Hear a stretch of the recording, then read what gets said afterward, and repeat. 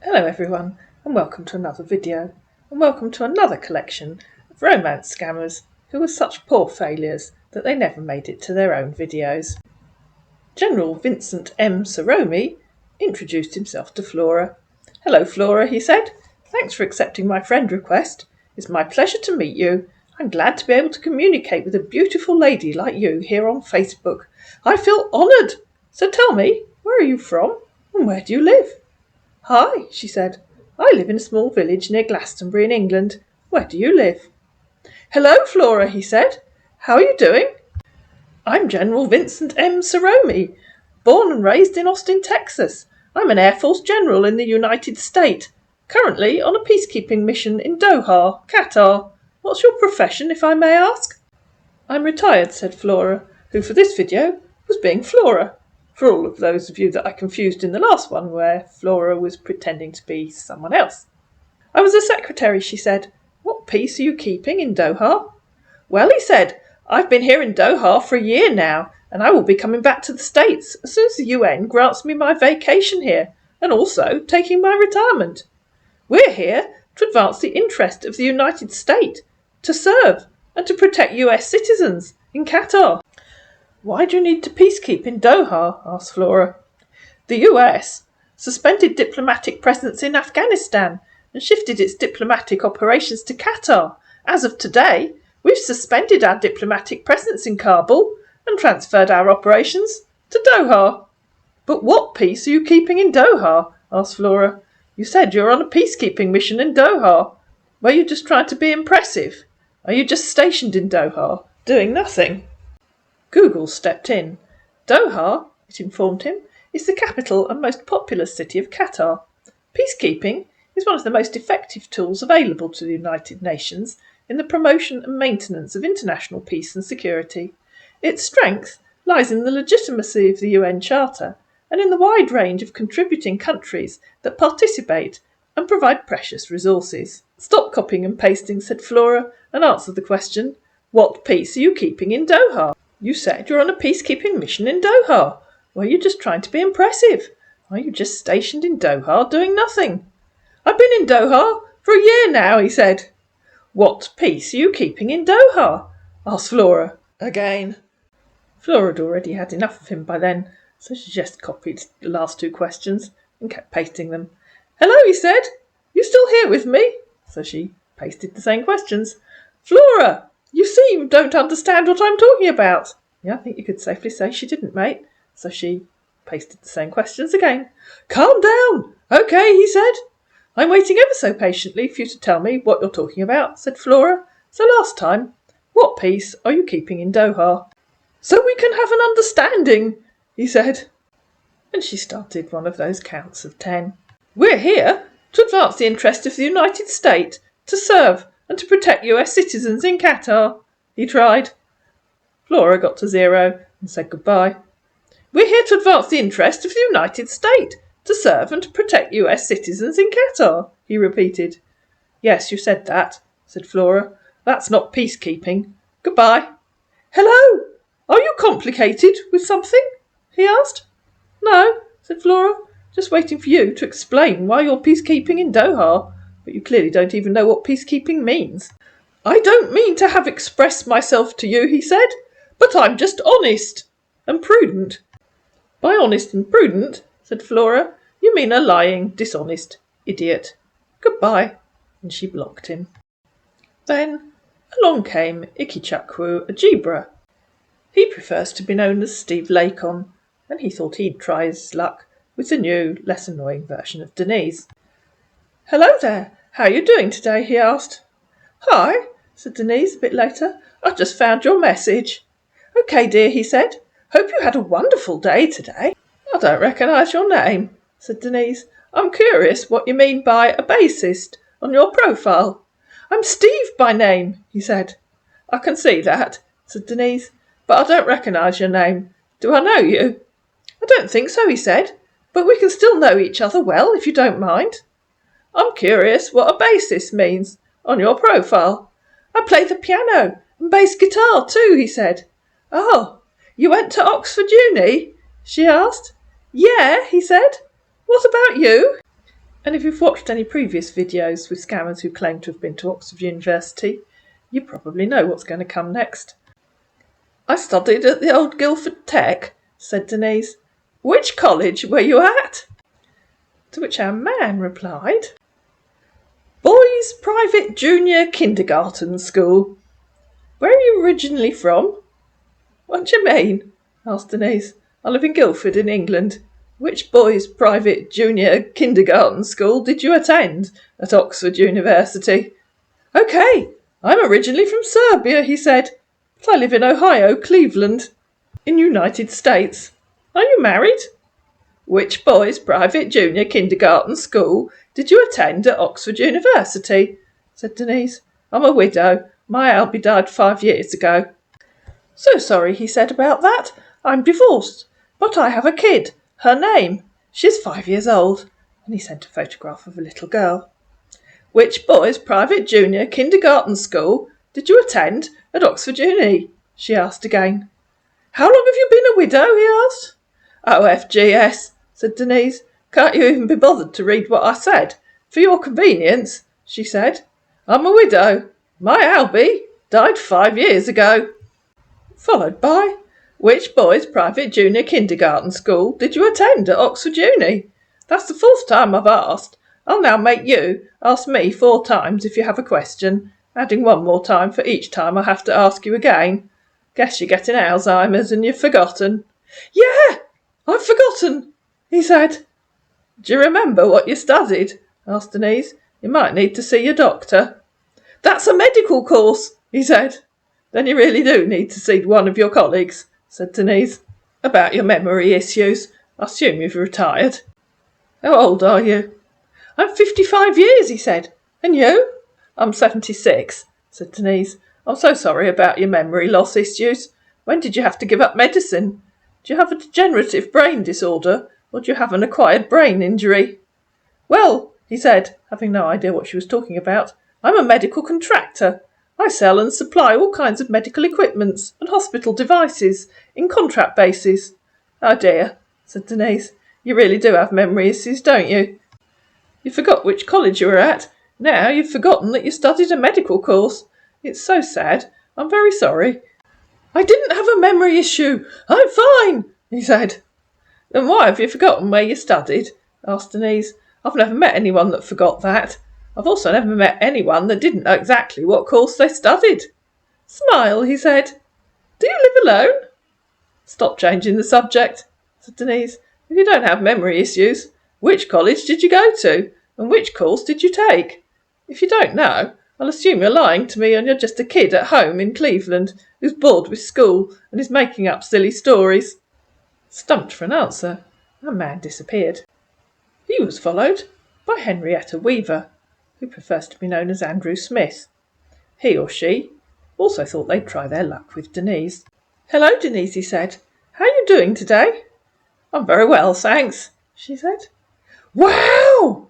That's nice to hear from you," he said. "So how is the weather over there now?" "It's been a lovely day today," said Denise. "OK," he said, and launched straight into his story. "I'm from Lansing, Michigan, but currently working at Ocean Saratoga, miles away from Galveston, Texas. I was born and raised in Brazil, because my mum is a Brazilian, and my dad is a Native American. I moved to the state with my dad when I was 17, and I have a Portuguese accent." Obviously.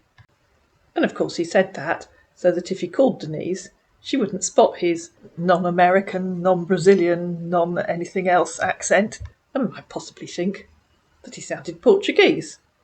"What about you? Where are you from?" Denise asked. "I live in Guildford in England," she said. "OK, that's nice," he said.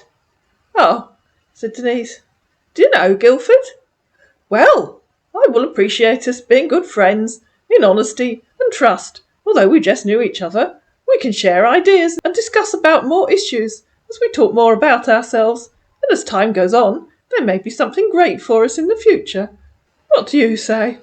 "I have no idea," said Denise. "Yes, of course," he said. "I went there for vacation," in reply to her asking if he'd been to Guildford. "When were you here?" she asked. "It was last 6 months." You mean you've been here for the last 6 months? Asked Denise. Are you still here? Right now, I'm currently working on a 1 year and 6 months contract at the Gulf of Mexico, he said.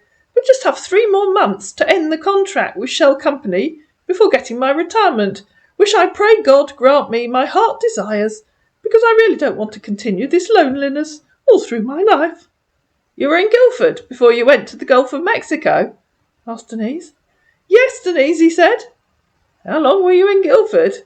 She asked. 6 months, he said. What were you doing while you were here? She asked.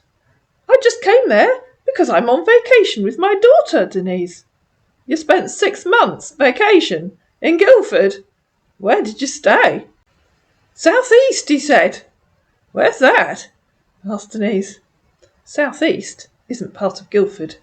It's the part of the UK that Guildford is in. Region, he tried. Do you want to try again? Asked Denise. You stayed in Guildford for 6 months. Where in Guildford did you stay? Please get out, he said. Get out of what? Asked Denise. But our man had evaporated into the ether, to be replaced by Freddie Johnny, who apparently likes to call himself David Morrison. David Morrison is exactly the type of gentleman that Denise is looking for. He's a member at the United States Data Science Institute. He's a team member at the California Institute of Research and Technology. He's a member at the US Institute of Diplomacy and Human Rights. A highly educated, articulate man. Here we go, ladies and gentlemen. Hi, Denise, he said. How are you? Hello, she said. I'm very well, thank you. My pleasure, he said. Nice to meet you here. It's lovely to meet you too, said Denise. Tell me about your work. Looks fascinating. Yes, he said. I'm a project manager. What kind of projects do you manage? Asked Denise. I'm originally Danish, he said, but I live in San Fo, which I took to be San Francisco. Mostly oil projects, he said. I didn't know Caltech worked on oil projects, he said. To which our highly educated team member at California Institute of Research and Technology, otherwise known as Caltech, replied, I didn't get that. What do you mean? Denise copied and pasted part of his impressive CV. That's you? She asked, deliberately not telling him which part was Caltech. Yes, he said. What about it? That's who you say you work with, said Denise. What do you do for the Data Science Institute? She asked, changing track. Do you want to know me, or you want to interrogate me? He asked. I want to know you, she said. You sound really interesting. I so love an educated man who can have a proper intellectual conversation, rather than one of those idiots who just wants to know what my favourite colour is. I'm guessing you're a scientist. OK, thanks, he said. Then we should take it easy, which is scammer speak for I need to spend the next half an hour on Google to try and work out what you're talking about. Once at a time, he continued. We just started chatting. We'll get to know more about ourselves with time. So, continued Denise, tell me about the Data Science Institute. What do you do for them? Yes, he said, in reply to her asking if he was a scientist. Fancy, said Denise, me meeting a highly educated scientist. To which our man replied, Don't take it that way. Oh, said Denise, you aren't a highly educated scientist. Maybe you're exaggerating, he said. But you work for all those renowned institutions, said Denise. I have worked, he said. Of course you've worked, said Denise. Everyone works. Tell me what you do for the Data Science Institute. Please don't make me ask you for a 4th time. Why are you so interested in what I do for the Data Institute? He asked, trying to stave her off. I think I told you that I like a man who can have a proper intellectual conversation, she replied. I'm fascinated to know what you do. So I'll ask you one final time. What do you do for the Data Science Institute? If you can't or won't answer, I'll assume you're just a time-wasting idiot. Google came to his rescue, although I couldn't actually find it. Anyways, he said, we were a team in the Data Institute. We build algorithms, merge, manage, and supply results for wider use by the organisation. What kind of algorithms do you work on? Asked Denise. You've barely said a thing about you, he said. You've been harshly talking about me and my work. Is that how you behave? I'm not talking harshly about your work, said Denise. I'm really interested to hear about it. You haven't asked about my work, and if you're going to talk to me about how I behave, you can go and soak your childish, immature head, because it's clear you've never been anywhere near the Data Science Institute and have absolutely no idea what they do. So goodbye, said Denise. And then she blocked him, which was a shame, because I was dying to get Denise to ask him if he met Richard Feynman when he was at Caltech. I'll let you look him up, but he was the person who finally cracked what happened to the shuttle in the space shuttle disaster. He had a wicked sense of humour, and yes, he was one of my idols when I was at university. Then along came Creag Oda Dailey. Apparently he can't spell, and he thought he'd try talking to Annie. Hello, beautiful, he said. Good evening, said Annie. How are you doing today, he asked. I'm fine, thanks. Have we met? She asked. You are from where? He asked. Shaftesbury, she said. I'm from Georgia, he said. Nice to meet you. How's your family? The country or the state? Asked Annie. I'm from Georgia State, he said. Are you from the USA? No, said Annie. I live in England. I guess the answer to have we met is no. We can meet, he said. Are you coming to England? She asked. I always travelled to many countries, yes, he said. When? Asked Annie. Where are you living in England? He said. I can come any time, but I wish to know you more. I told you, said Annie. I live in Shaftesbury. And where can we meet in England? He asked. It's in Dorset in the west of England, said Annie. Where will you be coming to? We can meet in Shaftesbury or Salisbury if it's easier for you. OK, he said. I would like to come next month. Are you single? Why do you do so much travelling? Asked Annie. Don't you have to work? I'm divorced. I'm an engineer, he said, so I can get contracts in different countries. So I always like my job. What kind of engineer? Road construction, he said. Reconstruction, renovation and rebuild of the house. What do you do for work? I work on the checkouts at our local supermarket, said Annie. Do you not have a job right now? Yes, he said. I'm free for now. How long have you been out of work? Asked Annie. It depends on the work I get, he said. Obviously, said Annie. Sometimes I can spend 6 months, 3 months, upwards a year. Without work, said Annie. How do you manage without a job? I like to stay at work because I'm single. I don't have family to spend my time with when I'm at home, he said, completely randomly. And then he thought he'd try calling Annie. That has the benefit that they give themselves away at the start of the scam, because either they won't talk to you, they won't turn on their camera, or you can hear straight away that they have a Nigerian or Ghanaian or some other accent that isn't from the country that they claim to come from. Hello? Hello? Are you going to talk to me? Hello? Where, he said, which isn't a word I've come across before, so if someone knows what it means, perhaps you could tell me in the comments below, please. Fake people. If you won't talk to me, you can go away, said Annie. Goodbye. From Nigeria, he added. Yeah, I know where you're from, said Annie, deliberately misunderstanding him. LOL, he said. You're fake. An accusation that obviously Annie denies. I can tell a Nigerian accent even without you talking, said Annie. Guess you don't know a real English accent when you hear one. Shame. And so she blocked him.